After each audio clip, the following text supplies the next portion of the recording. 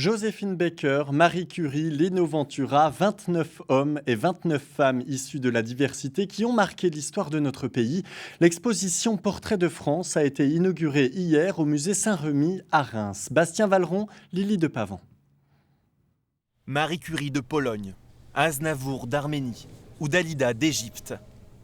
Ces 58 visages de l'exposition Portrait de France sont tous issus de l'immigration et ont un point commun, ils ont marqué l'histoire de France. Le rôle d'une exposition comme Portrait de France, c'est justement de montrer que toutes ces personnalités-là, elles ont aussi construit la France, chacune à leur manière.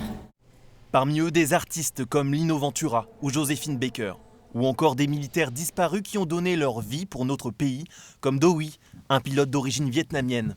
Et qui, durant la Première Guerre mondiale, va s'engager dans l'armée française. Il va être aviateur. Il va être un des premiers grands aviateurs de cette guerre. Installée au musée de Saint-Remy de Reims pendant un mois, cette exposition itinérante a aussi une vocation politique qui résonne auprès des jeunes. Ça fait plaisir de voir des noms différents. Pour l'histoire française, il y a beaucoup de noms qui ressortent comparé à ce qu'on raconte en histoire. En voyant ça, on voit que la diversité, elle ne vient pas que des années 2000 et que ça date d'il y a longtemps, quoi. À l'origine de ces portraits, un rapport de 318 noms commandé par l'État afin de fournir aux mairies un vivier de diversité pour baptiser de nouvelles rues.